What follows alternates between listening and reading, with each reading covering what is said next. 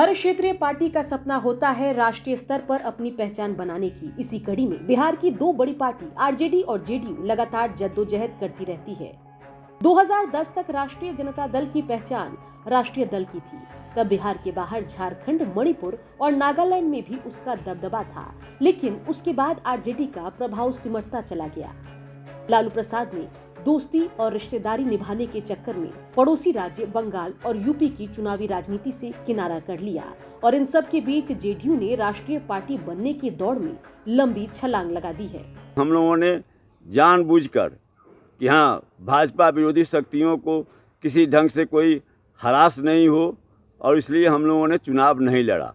नहीं तो इसके पहले दिल्ली में, मणिपुर में, बंगाल में, झारखंड में तो आज भी है, उसके बाद दादरा नगर हवेली में, उत्तर प्रदेश में, कई राज्यों में हमारे दल के विधायक रहे हैं। लेकिन हमारी प्राथमिकता है भाजपा का विरोध करना और भाजपा को सत्ता से बाहर करना। इसीलिए हम लोगों ने चुनाव नहीं लड़ने का फैसला किया है और जो भाजपा विरोधी शक्तियां हैं उनको हम लोगों ने, चाहे बंगाल हो चाहे उत्तर प्रदेश का चुनाव हो, हर जगह हम लोगों ने उन्हें समर्थन और सहयोग देने का काम किया है। जबकि जनता दल यू अपने दलीय हित और निजी जो उनका अपना स्वार्थ है, सत्ता से बंधे रहना, सत्ता उनके लिए प्राथमिकता है, निजी हित उनके लिए प्राथमिकता है, इसलिए उन्होंने चुनाव लड़ा है।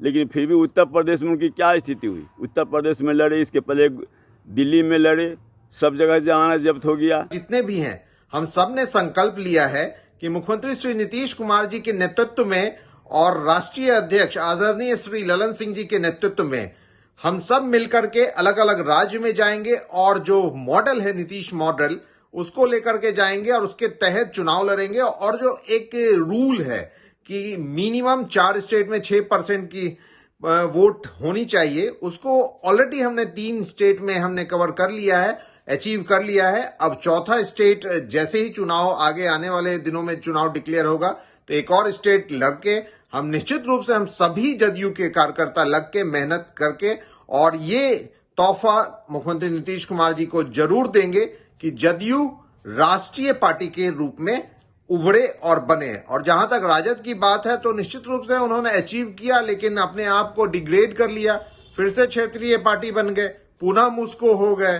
तो ये तो तय है कि जब लालू जी थे तो राष्ट्रीय पार्टी बनी, तेजस्वी जी आए तो पुनः मुस्को भवा क्षेत्रीय पार्टी बन गए। अब भाई कुछ दिन पे ट्विटर पे ही वो पार्टी रह जाएगी।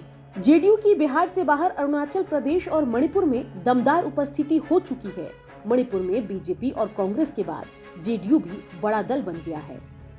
अब जेडीयू को एक और राज्य में 6% वोट की दरकार है। ऐसा होते ही चुनाव आयोग के नियमों के मुताबिक जेडीयू को राष्ट्रीय दल का दर्जा मिल जाएगा।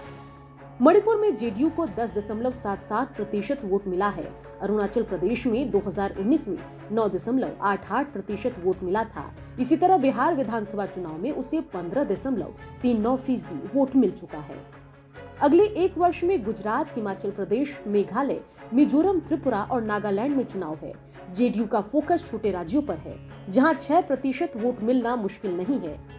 एक और राज्य में 6% वोट मिलते ही जेडीयू राष्ट्रीय पार्टी बन जाएगी।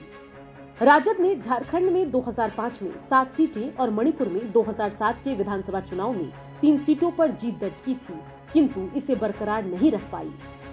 जेडीयू की कामयाबी इस मायने में भी उल्लेखनीय है कि राष्ट्रीय दर्जे की दौड़ में शामिल कई दल मणिपुर के मैदान में थे, जिनमें शरद पवार की एनसीपी, उद्धव ठाकरे की शिवसेना और आठवले की रिपब्लिकन पार्टी ऑफ इंडिया 9 सीटों पर चुनाव लड़ रही थी, मगर किसी का खाता तक नहीं खुला।